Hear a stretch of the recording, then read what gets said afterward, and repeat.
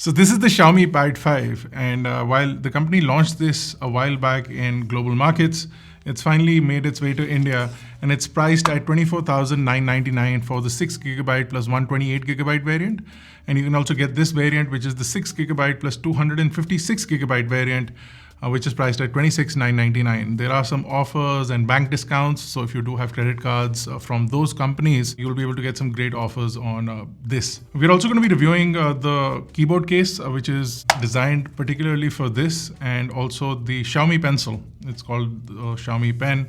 Well, it's basically the Apple Pencil in Xiaomi branding. So let's quickly get into it and see whether or not this is the iPad killer that everyone wants it to be. You know that the category is really dominated by the iPad because Xiaomi had to put the name PAD in their tablet as well. Most companies call their tablet devices the tablets, but here Xiaomi's called it the Xiaomi PAD, and they've always called it the Mi PAD in the past as well. This device is basically taking an aim at the iPad and everything that you can buy for this, including this keyboard, the magnetic back cover, and this Xiaomi Pen is basically taking a jab at the iPad Pro, which does offer all of these things that work with it. And of course, you have to buy them separately in both the cases. If we talk about specifications, there are some things that immediately go for the Xiaomi PAD 5, and one of those is the display. So you get a 2560 by 1600 pixel resolution display, and this is a 10.95 inch display diagonally. The aspect ratio is also wider than what you see on the iPad. So where on the iPad you tend to get black borders when you watch content online,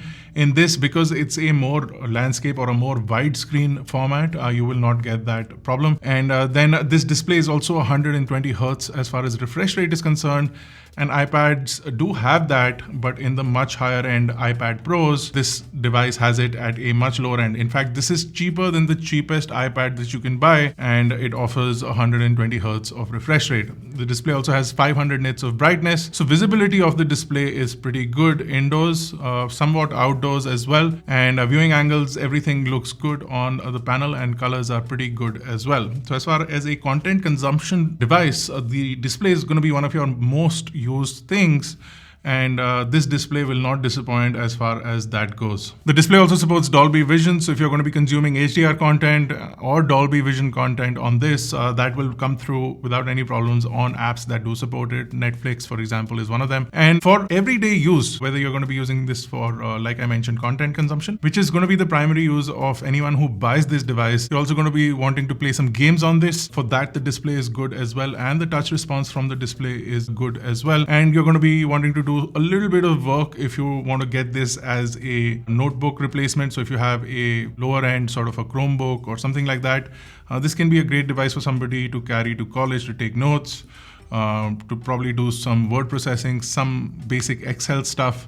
You can do that on this without any problem. So powering everything for the Xiaomi PAD 5 is the Qualcomm Snapdragon 860 chip. Now this is a pretty capable chip, especially getting this at the price tag that this tablet is priced at. You're getting quite a lot of performance inside, and that translates onto everyday use, and it is able to power up the 120 Hertz refresh rate display, as well as the cameras, as well as the gaming performance that you get on games like Battlegrounds. You can play it in HDR with extreme FPS, and it plays smoothly without any jitter or without the device actually heating up in any way. So you get an 8720 milliamp hour battery, and you do get a 22.5 watt charger inside the box. Now with these things combined, you do get decent battery life, but not as much as far as quick charging is concerned, not as much as Xiaomi's phones that do offer up now up to 120 watts of charging. So the Xiaomi PAD 5 becomes a little more interesting when you look at the accessories that are on offer. The Xiaomi Pen and the smart keyboard, and the case itself is basically a rip-off of the Apple smart keyboard case. This is designed to hold your tablet in a sort of typing position, and then it magnetically sort of closes as well, and then it also holds the tablet magnetically. So it's basically a complete rip-off of the smart keyboard case, and no one's complaining. It's actually a really good idea, and the implementation here is good. The magnets are strong, and the keyboard case gets on the Xiaomi PAD 5 really well. and it connects via these 3 dot connectors, also something that we've seen on iPads, directly with the keyboard. The keyboard is not backlit, unfortunately. That's something that is an oversight, I feel. They could have added that, but keeping in mind the economy of the product, they probably decided to keep that out. The keyboard itself, the keys are nice to type on, and you can go on for basically typing sessions without any problem. It's a completely flat keyboard, but you have decent travel and you do have decent sound from the keys as well. So you'll get that tactile feedback and that audible feedback when you're typing on this. The pen is also a complete ripoff of the Apple Pencil, to the point where the UI also shows the same animations when you connect the pen to the Xiaomi Pad 5. And it also shows you the battery the same way that it does on an iPad. So if you haven't seen it, this is what it looks like. It looks pretty cool, and it is definitely convenient to use this. The good thing is that it is basically like a stylus, so it works across the user interface and you don't have to worry about it not working in a particular area.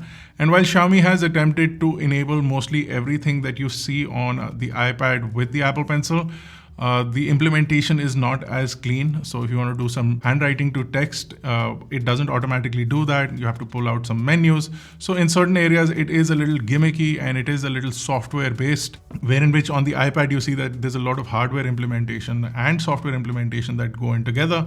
Here it's mostly software based.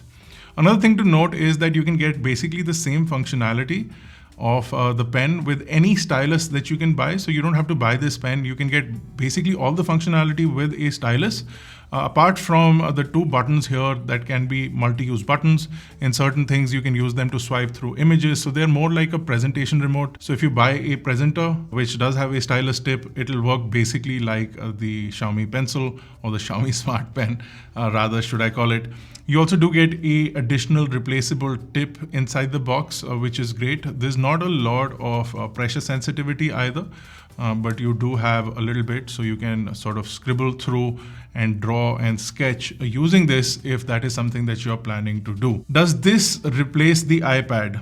In a situation where this offers itself, it is actually a much cheaper alternative to the iPad. So if you are going to get into tablets for the first time, this actually is a much better option than some of the budget Samsung tablets and some of the other Android budget tablets that we've seen, because it does give you that performance and that uplift with respect to the display that looks really good. Incidentally, there's also cameras on the back as well as the front, so you can do 4K 30 from the rear camera, and then you do have a full HD on the front camera as well, which I'm not sure a lot of people will use this to click pictures, but if you do, here are some samples for you. You can check it out and decide whether or not the camera is good. I'd say that the camera is decent, especially considering the price that this tablet is placed at. What you're going to be mostly using is the display, and that is pretty impressive. The speakers, while Xiaomi claims that there are quad speakers, it's not the loudest of them all, and while you do have a nice sound output, the volume on the speakers leaves a little bit to be desired of. And here's a sample of the speakers for your reference. We're also going to show you a sample of the iPad Air speakers.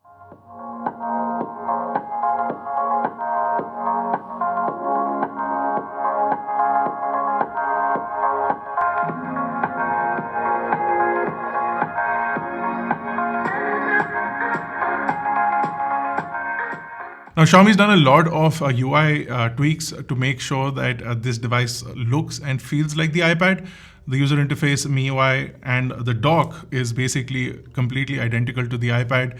And then certain functionalities like pulling out notes from the bottom edge is again something completely like the iPad, and all of those things can become really useful to a lot of people. But what the Xiaomi Pad 5 lacks is refinement, and if this is going to be your first tablet, you will not really care about that too much. And again, if you're looking for a budget-friendly option, this is going to basically offer up all that you need without worrying about other things too much. If you have an Apple ecosystem already happening in your life, so if you have an iPhone, maybe a MacBook, then I would say stay away from this.